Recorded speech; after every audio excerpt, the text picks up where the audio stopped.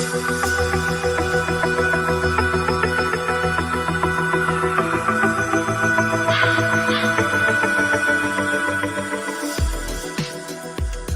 you have a question for Dr. Donna, please do leave it on my page and I will be happy to answer the question for you.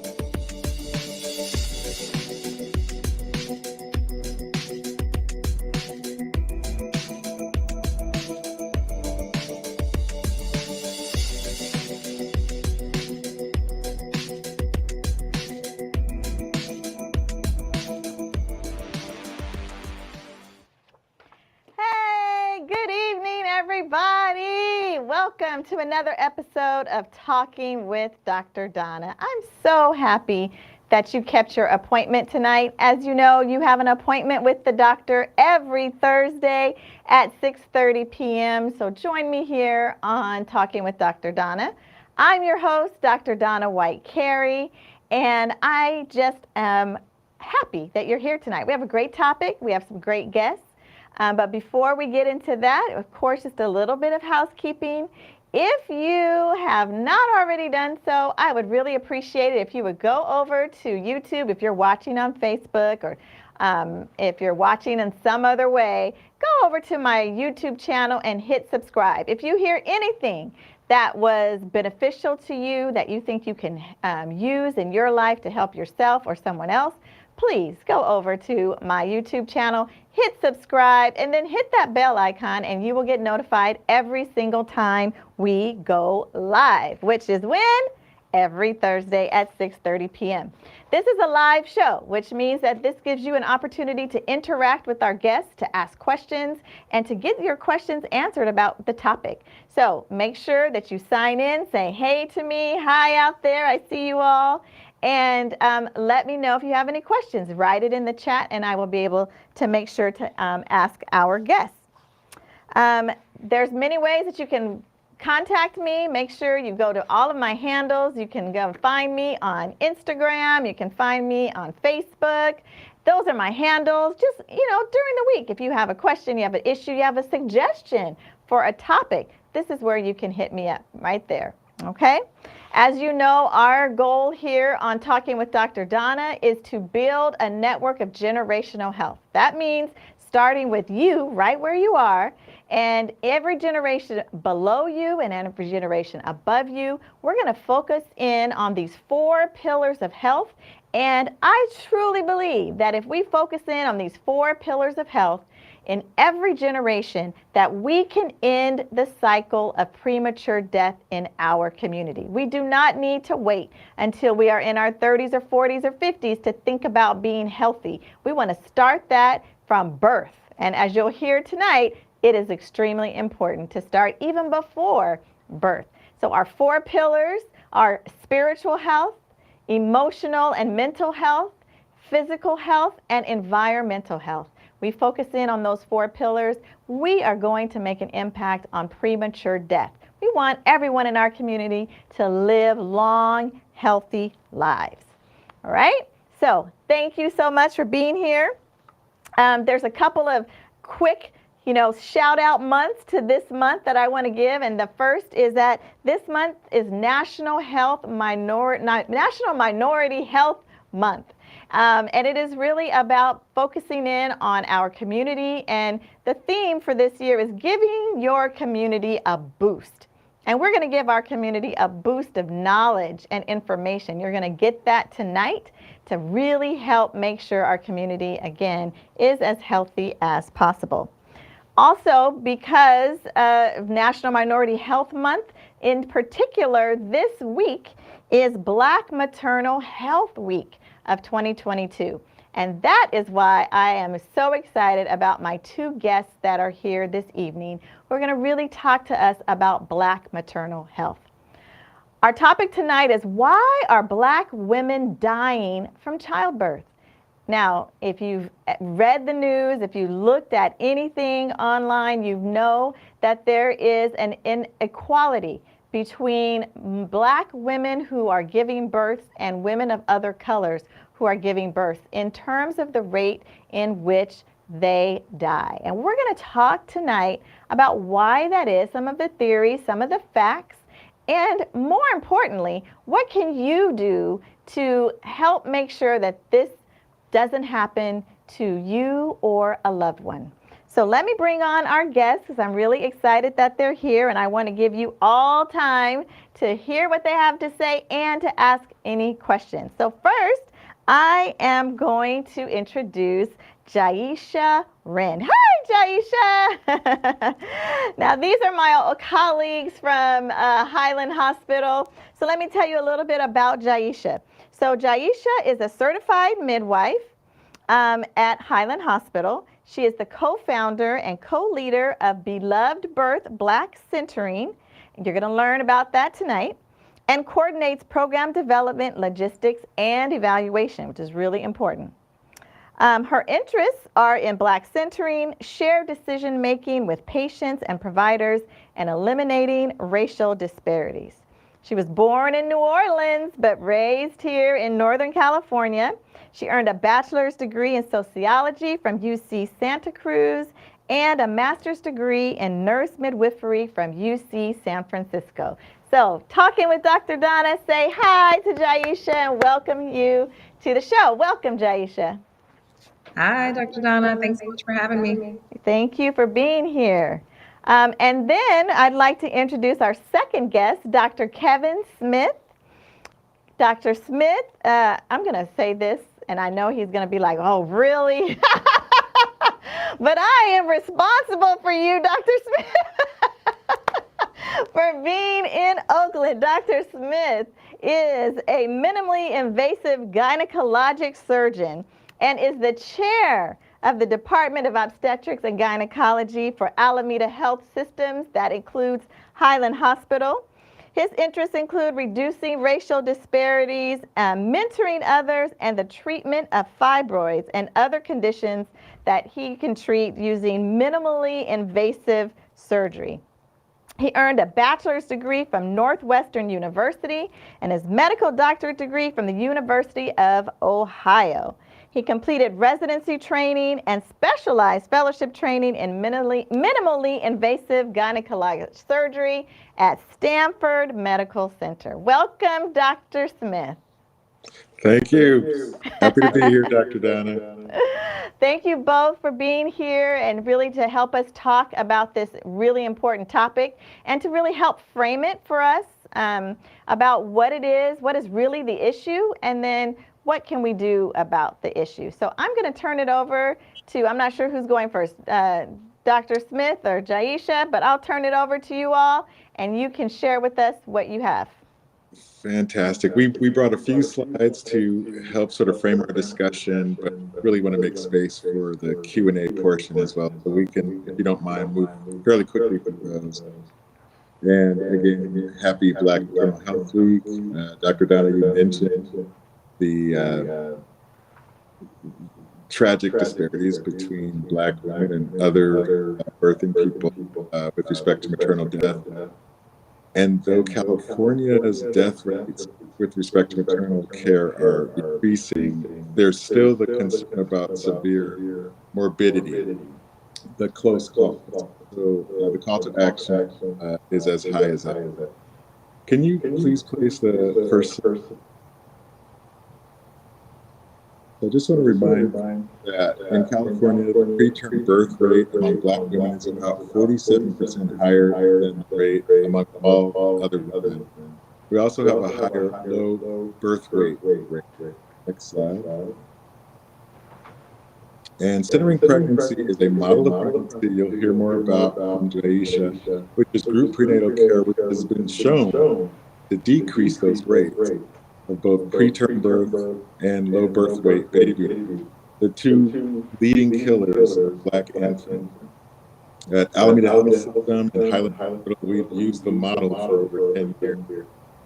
The other piece of data that's really important and will sort of frame this conversation as well is lots of data now proves that racially concordant care also decreases mortality and morbidity and poor outcomes. Next slide.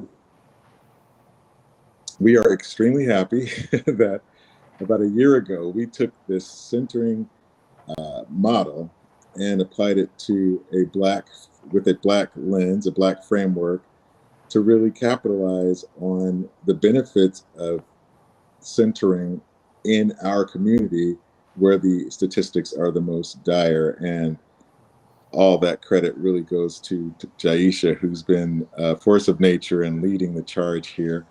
And if you go to the next slide, I think she can take it from here.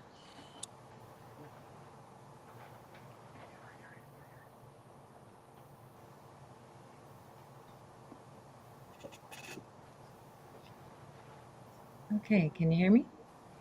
Yes? Yes. Okay. So yes, we have created a really innovative adaptation of the centering pregnancy model of group perinatal care. And we've done this because we really believe in the strength and the resilience and the power of Black people to be healthy in pregnancy and have healthy outcomes. We know that we're not seeing these high rates of morbidity and mortality because there's anything wrong with Black women or birthing people. It's simply because of systemic racism and bias.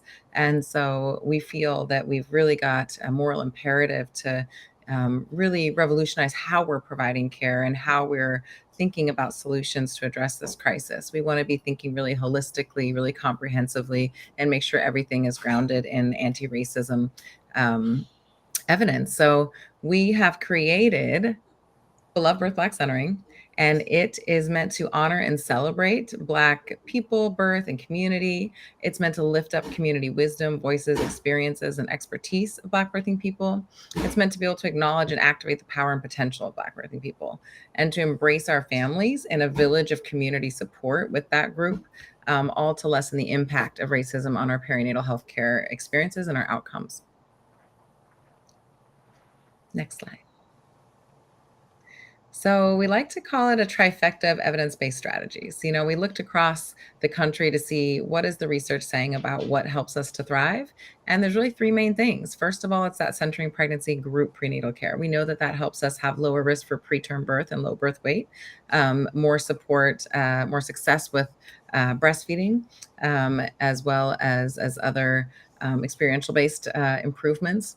And then there's that racial concordance piece. So like Dr. Smith was talking about, there's more and more research coming out showing that we have better outcomes when we're able to have healthcare providers that share our lived experience of being Black here in America.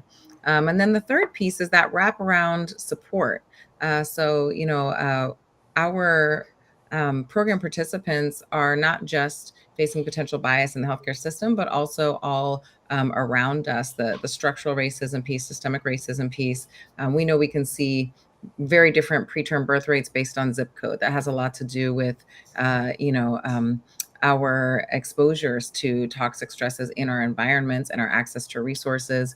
And so we really want to address those things as well. So we have a lot of wraparound support. Next slide. So our model is midwifery-led, it's team-based, and we just surround our participants with a whole team. Every group's facilitated by a midwife and a family support advocate to provide that clinical care and wraparound support. And then we bring in other folks, you know, as needed. So doulas, lactation specialists, of course, we have our medical assistant staff and obstetricians as needed for any kind of higher risk medical conditions or complications. Next slide. And we call this the gold package of Black love. We think that's the best way to summarize it. And it is truly been a community involved, like I said, comprehensive, holistic kind of package that includes a lot of different supports.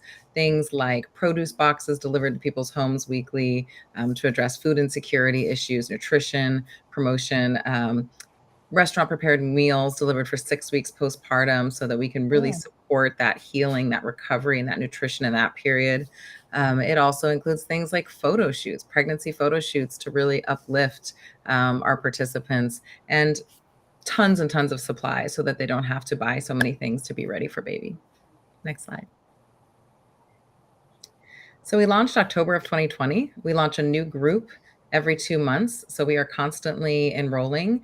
We have a BElovedBirth Black Centering Group for every possible due date. So, you know, definitely get in touch with us if you are pregnant in Alameda County or know somebody who is. And we will be expanding maybe next year. So there's a lot of demand. Next slide.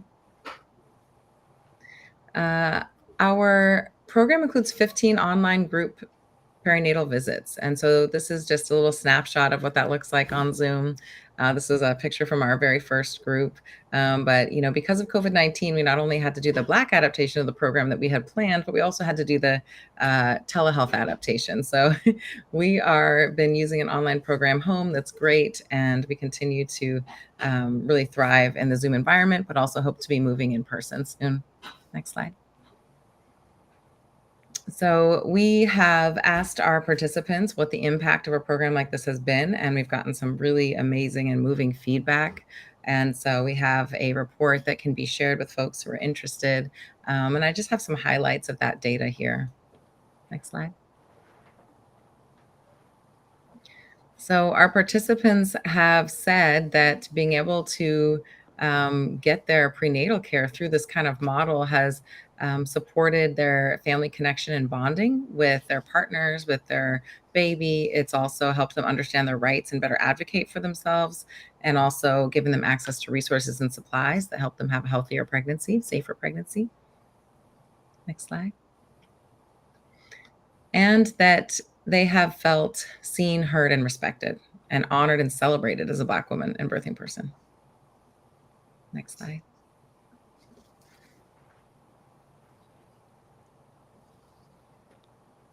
Next slide. I think that's it, Jyesha. Because those are the slides that were sent over. So we can bring Dr. Smith back in.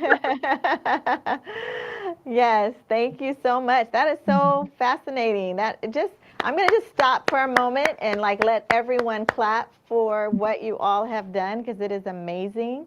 And I remember the fight to get this up and running, and you both have been there and just completely continuing to fight the battle and move it forward and really make sure that this came to life. And I'm so excited to see it.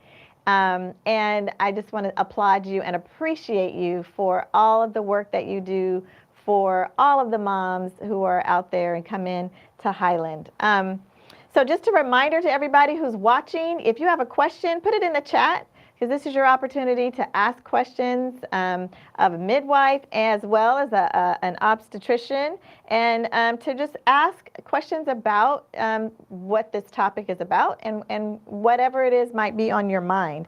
There's a couple of things that came up for me that I'm going to ask while you both were doing your presentation. And one is, I want to be clear for folks, what do you mean by racial concordant care? What does that mean? And why is that important? Yeah, so racially concordant care means that the care provider identifies as the same race as the patient. And so they have that shared lived experience of identifying as that race. And that's important because of how much of risk factor racism is in our society, and how much of a part bias and discrimination plays. And so because of that, it really helps as a provider to be able to more deeply understand and identify with those that we're caring for. And on the patient end, we're hearing a lot of demand from patients saying, no, I know about these statistics. I've heard about these preventable complications. I've experienced not feeling heard, not feeling respected, feeling dismissed, in the healthcare system. And I want to, be cared for by somebody that I feel like I can trust, and, may feel like of the community, may feel like an auntie, may feel like somebody that they can see themselves in and their family in. And so we're really at a time with this crisis where that means a lot to people. And so we're responding to that demand, and people are really feeling like they really appreciate being able to have a safe space to come to receive their prenatal care, where they can feel like they're in community and in family. Awesome. Thank you. Just a couple other questions that I want to just make sure that people understand what you all are talking about. You're using the phrase of women and birthing people, and I don't want that phrase to be sort of glossed over and missed by our listeners today. What do you mean by including the birthing people? Who are they? Yeah, definitely. Thank you for asking. So, we are following suit with a lot of folks who are starting to popularize being more inclusive with sexuality, with gender identification, and recognizing that. There are lots of people who are having babies who don't identify as women. While most people, the vast majority of people do, it is growing that people are able to identify and be open about how they're identifying and still be able to pursue creating a family. And so we very passionately, one of our values is just inclusivity. We want to make sure that people understand that as a program, we're all about Black love. Excuse me. So we believe that love is love. People should love who they love, be who they are, and we care for everybody. All right, I like that. Well, Yeah, Dr. Smith, there's some questions in the chat about the difference between getting care from a doula, getting care from a midwife, and getting care from an obstetrician. So can you sort of, maybe you and Jyesha together can tag team and outline the care between those professionals? Well, I will say that thank you for the question. You congratulated both of us. I want to tell you that Jyesha is doing so much of the heavy lifting here. And as you can see, is a powerhouse. So I don't want to steal that shine at all. A doula is trained, not necessarily licensed, medical professional, medical companion or support person that can be very helpful in medical care, especially uh, prenatal visits, labor, postpartum visits, nursing. When you talk about midwives and obstetricians, they are licensed professionals, medical professionals with that appropriate training. There are styles of obstetric care that midwives are best at. There are levels of medical care where an obstetrician needs to come in. There's some basic principles, obviously, along that continuum, and then points along the continuum where expertise from one or the other specialty may come in. I will say that at Highland Hospital, the majority of our deliveries are performed by midwives. We have a very low cesarean section rate, likely the result of the sort of care that midwives provide. Anything you want to add here, Jyesha? Yeah, I think you put it very well. I would just say that, what really struck me when I was doing research about, maternal mortality, infant mortality, what we know about the countries that have the best outcomes in the world is that their systems of perinatal care are more integrated and collaborative between the professions, between midwifery and obstetrics, and use those professions as Kevin described. And really, what tends to work the best is having a midwife as your first stop. A midwife is the expert in normal physiological processes of pregnancy and birth, and understanding how to best support those normal physiological processes and to hopefully keep things as normal as possible, but also be able to recognize when things are veering off the path of normal, and becoming very complicated and in need of obstetric care. And so that's really, what's appropriate is to bring obstetricians into the care when needed for those medical complications. And so that's what we see around the world. And that's what I think we in the United States have to learn and can move towards. Great, thank you. How can someone get enrolled in the BElovedBirth Black Centering Group? Can I just add one more piece? Oh, sure. Sorry. Yes. That I wanted to make sure your viewers walked away with from this message. With respect to doulas in particular, having a doula in your obstetric or prenatal care has also been statistically shown, to decrease poor outcomes and morbidities for Black moms and birthing people. And it's critical that that's a part of our regular Beloved Birth Black Centering model. So doulas are very important. Yes, Great. yes. They're included. So everybody who's in our program wants a doula gets one. We highly encourage them. So many benefits, lower risk of complications and labor and birth, lower need for pain medicines, and, lower risk of having those kinds of, I think, bias and discrimination based negative experiences when you've got that kind of advocate there, somebody to help navigate care. And so wonderful supports. Yeah, I kind of think of a doula as like your best friend who really cares about you, is looking out for you, not going to let anything happen to you, coming with you to every appointment, and be in the room while you're delivering. But they not only are they your best friend, but they also have some knowledge about what's happening and the healthcare system. So they're not just coming in ready to fight. They have some they have some information and some knowledge to give you as you help to make your decisions as you're going through your birthing journey.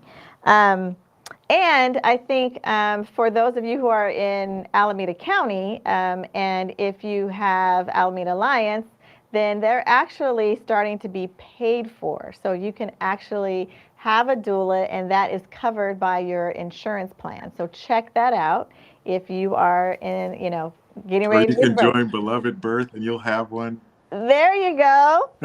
So how can Provided they for join? you. How can they join? So you can check out our website. You can just search Highland Hospital, BElovedBirth Black Centering, and we have a lot of information there on the website, more details about our program, and there is a tab for enrolling. And so you can to call the number there, to start your prenatal care at Alameda Health System, and whatever visit you have first, your initial intake, or whether you've already started with a provider, just let them know. I want to be involved in Black Centering. They'll go ahead and refer you. So it's pretty simple. Great. What's the website, Jyesha? Is that for AHS website, or is there a special Beloved Centering website? Alameda Health System's website. It's under the Family Birthing Center website. And if you just search in the search bar, Highland Hospital, Black Centering, it'll come right up at the top. Awesome. Okay. And then you mentioned that there is a report. How do you get a copy of the report of the showing and demonstrating the great work that you guys have already done? Yeah, that's a great question. I can share it with you, and you can share it with your listeners. Oh, I love that. Okay. Very easy. Okay, let's see if there are any other questions in the chat. I think for the most part. So remember, if you have any questions, this is your opportunity to ask. Do you recommend birth plans? Definitely. Birth plans are good to have. But I think it's sometimes helpful for people to think of it as birth preferences. And it is super important to be able to be well informed about what are all the decision points in pregnancy and birth, because there actually are a lot. Yes. And one of it's really important, especially as Black people, for us to understand as Black women, what our rights are. First of all, that everything is always our choice, right? As healthcare providers, our job is to give you information and to give you recommendations, but we can't make decisions for a person. And so it's really important that our rights are honored. But in order to make decisions, we have to have information to base those decisions on. And so, the process that we help people go through to make a birth preference, list or birth plan is really about exploring all the decisions to make. What are the pros and cons, risk, benefits, alternatives? What's your intuition telling you? And then being able to put all that on paper. It's not so important which paper, what it looks like, but just getting your preferences down, and then knowing that we never know how labor will unfold, right? And so sometimes, I think birth plans have gotten a little bit of a bad name, which is unfortunate, I think, because sometimes people felt like, well, if that's my plan, everything on this plan should happen exactly according to plan, right? But we know that's not actually how it works, because we never know how labor is going to unfold. We never know what, the birthing person is going to need in the moment, or what that baby's going to need during labor. And so it's important for it to be flexible as well. And so people might express, okay, if this happens, I prefer this. If we need a C-section, I prefer the C-section to be this way. It's nice to have some different kinds of flexibility built in. Great. And I think it's emblematic of what I would recommend, and we would recommend for Black patients everywhere, and that's some agency and ownership about your care in general. Yes, you have a voice in your care. Use it. Great. And that actually leads into the next question I was going to ask, because which is how can families advocate for themselves or a family member during labor and the birthing process? That's a great question. I recommend kind of a framework of, we call it brain talk, but being able to practice how to ask those questions so that you can really get the information you need and then really own your decisions and your agency. And when a recommendation, sometimes in healthcare, we as healthcare providers might make a recommendation and not give all the details we could. This tends to happen, I think, also, in a hospital setting where maybe things are moving fast. And maybe, you as a birthing person might not understand everything that's being said. You might have questions, but oftentimes I think people don't feel comfortable asking. And that's a lot on healthcare providers for not creating an environment, right, where people can feel comfortable asking the questions. Yeah. I just encourage, Black people, especially because of racism, because of bias, we got to be extra, really strong in our self-advocacy and have those advocates with us and really say, you know what, I hear your recommendation and I want to hear, why it is that you think that's the best plan. What are the risks? What are the alternatives? And then really know your rights and know how to follow up on things when you're feeling disrespected. Great. Yeah, I love You that want to add to that? Yeah, I do want to add to that. I agree with everything that Jyesha said, and I think the underlying message or overriding message is advocacy.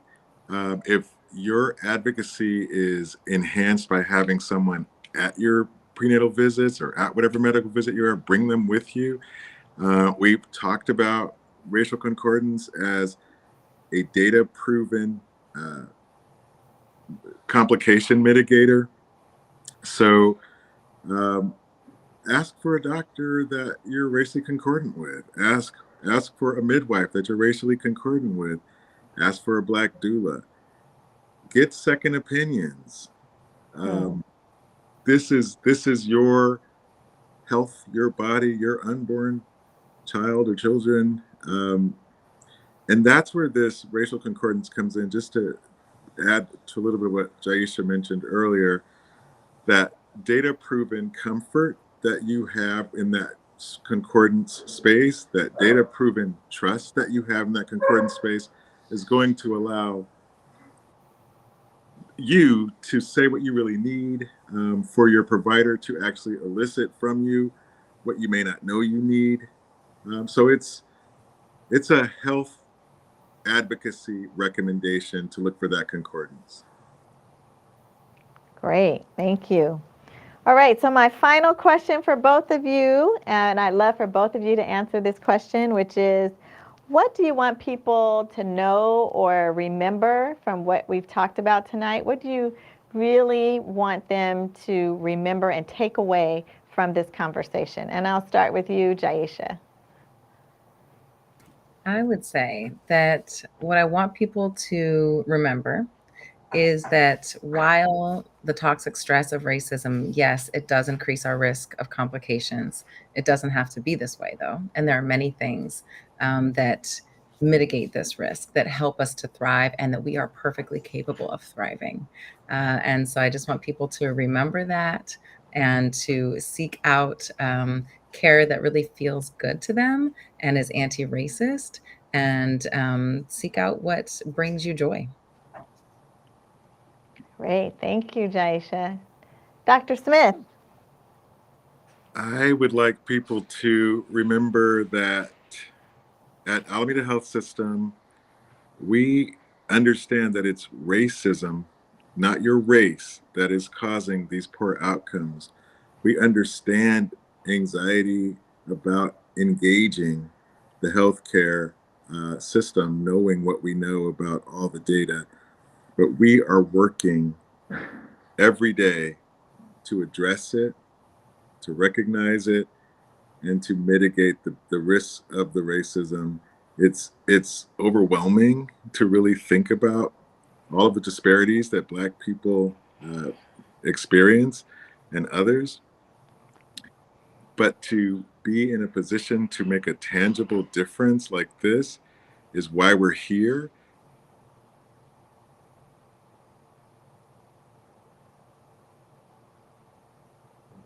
Oh, I think Dr. Smith froze right in the midst of such a great, words that he was saying. But I heard it, and I hope you all heard it too. That it's racism and not your race that is the problem. Are you back, Dr. Smith? Yeah, so I was just running my mouth and no one heard it. Is that what happened? And it was fantastic too. Well, let's just say I want you to know that we are fighting for you. If you have questions, whether you choose this new innovation or not, we're happy to answer those. And I double checked the website. It's www.alamedahealthsystem.org. And once you're there, you can look up Family Birthing Center and or Black Centering.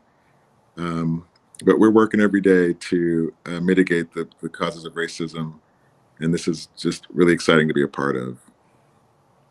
Great. Thank you both so much. And I lied by saying that was our last question because, of course, as you say, last question, then other questions pop up. So let's see if we can, if you don't mind, answering just the last couple of these questions from the chat. So one is, how important is it to know the health of women in your family as it relates to maternal health? Extremely. I can start if you want, Jyesha, but definitely there are maternal conditions that need to be addressed that may be familial or passed down, or other conditions that can affect your pregnancy that are passed down. So more information is always smarter. Great. Jyesha, do you want to add to that, or you think?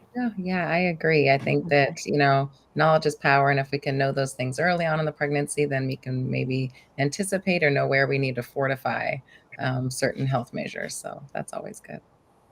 Great. All right. And then really the final question, what should someone do if they're in the process of delivering and they feel like, or even if they're in a clinical setting and maybe not in the delivery room, but if they feel like they're being treated differently or unfairly because of their race, what do you suggest for people to do in those situations? That is a really good question. Yeah. My instinct is to call it out. Mm. I would call it out. I would stop and exercise my agency. Mm-hmm. Okay. Yeah, I'd agree. Yeah.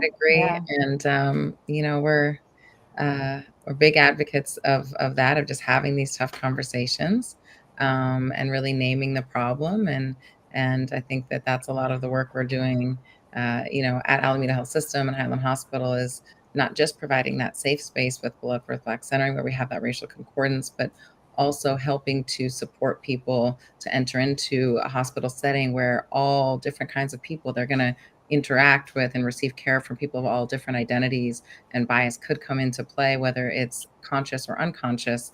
But them being able to feel like there's people who have their back in case they feel like they're being treated differently because of their race. And I think that's really important. We let people know. They've got my cell phone number. I'm like, Kevin, Dr. Smith, he's there. If something goes down, you've got people to call. And that's there have been times where Kevin has been called upon and done a beautiful job this week. Yeah, it's part of our ongoing work, and it's just so important. So yeah, we've really been just really blessed to be able to do this work with all of our colleagues, and to allow our patients to feel safer and more respected. Yeah, that's probably one of the things that I miss about not being at Highland is really being able to be that face and that advocate for our families, particularly in the NICU space. If there is a baby that's born and having issues, to be able to, walk in and have them look around and see me and like, I know you're going to have my back, right? And yes, so that is one of the things. You could do a shift a week. Shut your mouth, Dr. Smith. I'll let them know tomorrow. That's okay. Thank you, though. I certainly appreciate your efforts. But as I always talk about on this show, I talk about making sure your doctors are part of your dream team. They are your dream team. And if you can't ask, if you don't feel safe, like to Jyesha said, you should feel safe and comfortable. If you can't ask questions or you feel like you're being brushed off and not being heard, then you have the right and you have the power to say, stop, I would prefer someone else. And I really want you guys, I want to amplify that. That is, let's put that up, Donnell. I want everyone out there to hear that. Let's amplify that to your family members, to your friends, that you have the power and you have the right to stop care from anyone who makes you feel unheard, uneasy, or unseen. All right. Any final thoughts, Jyesha or Dr. Smith, that you want to say before we let you go? I want to thank Jyesha for the work she's done and for allowing me to be a part of this team. This Monday we had a screening of a film that's now being shown as part of a Smithsonian exhibit in DC here locally, called On the Pulse of Life, which highlights this work. And Jyesha and the panel afterwards with the mothers who are graduates from this program just was overwhelmingly gratifying. They are so happy to have been a part of this kind of prenatal care and true ambassadors, and just nice to see that effect. And I want to thank our team for that, and Jyesha in particular, and the mothers. Thank you. Awesome. Thank you, Dr. Smith. Yeah, it was a beautiful screening. And yeah, that keeps me going, is to hear the impact this is having for our mamas, for our community members. And there were some powerful things they shared there at the screening. You know, we had an older daughter who was able to participate in the making of the film with her mother. And her mother talked about how important that was for her to be able to know that her daughter could see a Black woman filmmaker and could see this whole team doing this work. To understand all the options, all the things that we can be. And one of our mamas talked about, you know, feeling like, for example, being in a community like Oakland, where it's such a rich history of Black activism, going back to Panthers who had health programs in the community and recognized the importance of that. And she was like, I was learning how to take my blood pressure and learning all these things, and it felt like we're continuing that legacy. And so, yeah, it's very special and very heartwarming. And so I appreciate our participants sharing, and we just got to keep it going, keep growing. Yes. Well, thank you both again for being here. I really appreciate you taking time out of your Thursday evening to be on with us and to share your information and knowledge and share about this great program. So thank you, Jyesha. Thank you, Dr. Smith, for being here. You're welcome back anytime, but thank you. You are now a part of the Generational Health Network. So thank you and welcome to the network. All right. I will talk with you both later. Thank you so much. Now, for you all out there, you know there's a couple of other things that we need to do tonight. We're going to do our Need to Knows and introduce our Food of the Month. So let's start with our Need to Knows. So this is what you need to know this week of what's going on and where you need to focus in on, pay attention to. So number one need to know, I want you to focus in on coronavirus and our kids. I want you to be paying attention to what's happening around the state and around the country regarding new mandates or dropping of mandates. So there was a bill that was going to go into effect where COVID-19 vaccination was going to be required, just like measles, mumps, and rubella and hepatitis, in order for children to start school. And that bill has gone to the wayside. It is dead. It is not going to happen. Now, why that is important is because for those of you out there who have children in elementary, middle, or high school, that there are going to be other kids in the classroom with your children who may not be vaccinated against this virus. And you as a parent are going to have to make a decision about what you are comfortable with in your child, whether you want your child to wear a mask, to continue to wear a mask or not, to get the vaccine or get a booster or not. So I want to bring this to your attention. We'll continue to talk about it as we continue school, and more importantly, as we come back in the fall, to really think about how to keep your child as safe as possible. We know that Oakland Unified School District is dropping the indoor mask mandate, so children will no longer be required to wear a mask indoors. As you know, we've talked about it here on this show. Do I recommend that your children continue to wear a mask? Absolutely, but this is going to be a personal choice for you and the other children in the classroom. But I want you to be aware, because I want you to hear from Dr. Donna that I still recommend your children wearing a mask indoors, and that we continue to do all of the things that we've been doing to help keep the rate of infection low. Opening up windows, opening up doors, and allowing great ventilation to come in, and really separation between your children. Recommending that we continue to do that despite the masks and despite the vaccination. So that's the number one thing that you need to know this week. Our second that you need to know is around coronavirus and variants. Now, we have had many conversations around variants. And as I hope you all are aware by now, we are going to continue to have variants. Why? Because that's what viruses do. They want to stay alive just like we want them to die. They want to stay alive. They find ways in all of their copies to find some way to stay alive despite a vaccine or despite treatment that you may have had. And so we're going to continue to see variants. So I want you to kind of calm down whenever you see a new variant that's on TV. We're going to continue to see variants. There are always variants out there. Some of the variants they talk about, and some of the variants they don't. So this new variant, which is XE, it's a combination of the Omicron, which was that first variant that we had, and then the Omicron subvariant, right, that we had. They combined together, and now there's this new variant. But that variant is called XE. And the reason that it is an E versus an A is because we've had variant XA, XB, XC, XD, and now we're on XE.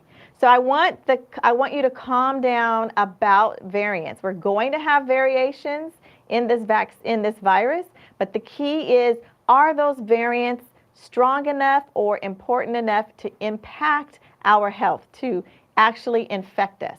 So that's the second thing I want you to know, is to relax a little bit when you see on the news about new variants, because they're happening all the time all around us, and you don't hear it all of the time. When you start to hear that they're infecting more people, they're becoming more of the dominant strain, then we'll come and talk about those variants, okay?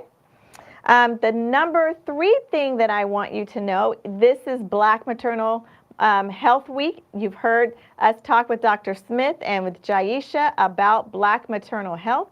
And the third thing that I want you to know is that the statistics around Black infant mortality or infant death is very much in line with maternal death. Almost 3 to 4 times higher in our Black infants dying before the age of 1 than any other race. Racism is impacting every aspect of our health, in our maternal death rates and in our infant death rates. So I've said this before, if you know someone who has a baby at home, I want you to amplify this, and that is the ABCs of having a baby and keeping them safe. Amplify this, write this down. The ABCs of infant health. A, you always want your baby to sleep alone. And I know in our communities, we often like to have our babies in our beds with us. It's easier when you're breastfeeding and then they go to sleep and they like to be close to you. But it is safest for your baby to sleep alone. That's the A. The B is for your baby to sleep on his or her back. So putting your baby on your back is the safest, not the side. not the stomach. This is at nighttime when everyone in the household is asleep. Of course, during the day, if you want to put your baby on your tummy and you're awake and you're walking around and constantly checking in on the baby, that can be okay. But I want them on their backs for nighttime sleep and naps. And finally, the C is the baby should be sleeping in a crib, right? Not on a couch, not in a chair, not, in any other place except for alone on their back in a crib. The ABCs of trying to help to prevent infant mortality and infant death. Until we work on racism, until we get that eradicated, the best things that we can do now is try to make sure we amplify the message and amplify the education. As we learn it, we teach it to someone else. All right? So those are Dr. Donna's need to know, what you need to know this week. All right, let's talk about our food of the month. You know, here on Talking with Dr. Donna, we're trying to make sure you are healthy in every single way. And we know, I talked about this a couple of weeks ago, that the number one, the highest factor that impacts our health more than anything else is our diet. So we are trying to introduce things to you that will help you in that quest towards health. All right? So our food of the month this month is, drumroll, nuts. Lots and lots of nuts. Nuts are so super healthy. Nuts. I want, my favorite nuts are probably almonds, pistachios, and cashews, and then pecans. But normally I like it on a pecan pie. But we're not having a pecan pie tonight, everyone. We're going to do just nuts. So let's look at some of the benefits that are available to nuts. Now look at that. We've got so many different types of nuts: walnuts, cashews, peanuts, almonds, pistachios, so many different Brazil nuts, so many different things. All of them are a great source of so many nutrients. Lots of them are loaded with antioxidants, and we talked about this many months ago when we talked about making sure that the antioxidants are helping with stopping the formation of the cells to create cancer. They aid in weight loss. They help to lower cholesterol and triglycerides, which leads to atherosclerosis, or can block the, the lining of your arteries, that can lead to heart attacks and strokes. It helps to decrease type 2 diabetes, reduce inflammation, gives you fiber. Dr. Peterson will be happy with us. Dr. Kim will be happy with us for taking care of our colon. And it reduces your risk of heart attack and stroke. So nuts overall have all of these different benefits.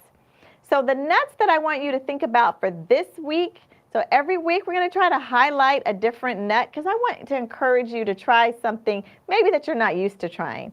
So this week we're going to highlight a couple of nuts. We're going to highlight pistachios. I want you to really think about pistachios, one of my favorite nuts. And we want to make sure that these nuts are going to be raw or natural, so not salted, not honey-coated, just the raw nut, okay? And in this nuts with the pistachios, it's going to be really good. I want you to go and look and try to get a bag of pistachios, and they are high, like we said, in all of those things: antioxidants, fiber, decrease in inflammation. They're loaded with all sorts of other benefits and minerals that we need, like potassium and phosphorus and copper. We need these things in our bodies to make our bodies function optimally. Again, helping with the weight loss, giving you something to snack on that's kind of crunchy, and like doing something with your hands, so try some pistachios today. And then the second nut that we're going to highlight today, we're going to highlight pecans, yummy pecans. And so pecans, again, raw, not salted, not honey-coated, just regular old pecans, are so super healthy for you. And if you've ever had like a handful of pecans, you know what happens in about 45 minutes to an hour, right? You're running to the restroom because they're so good to help with fiber, to help keep that colon clean.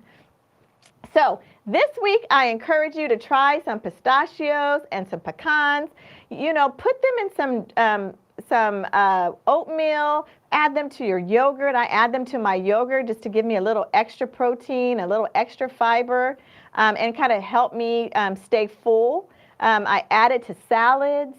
And so I want you this week to interact with us and let us know how you're eating pistachios and pecans this week. Again, you may like pecan pie, but I don't want a recipe with pecan pie in our chat unless it is totally healthy. But good luck with that, okay? So let's try pistachios and pecans for our food of the month. And we'll highlight some other nuts next week, okay?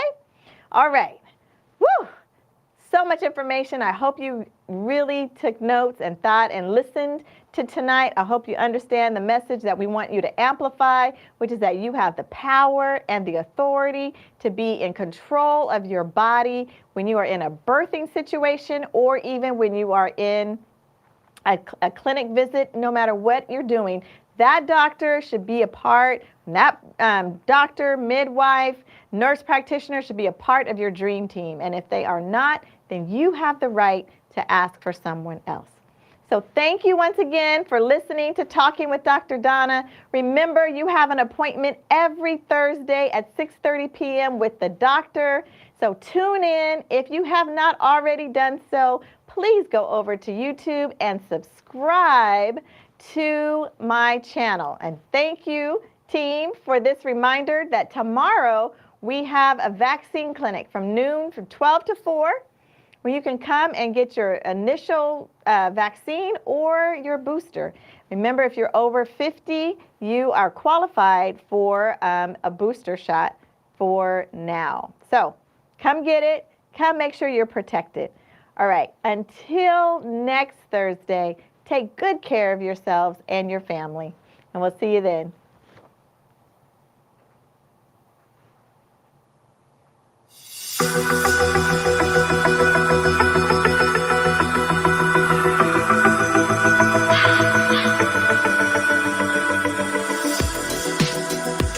If you have a question for Dr. Donna, please do leave it on my page and I will be happy to answer the question for you.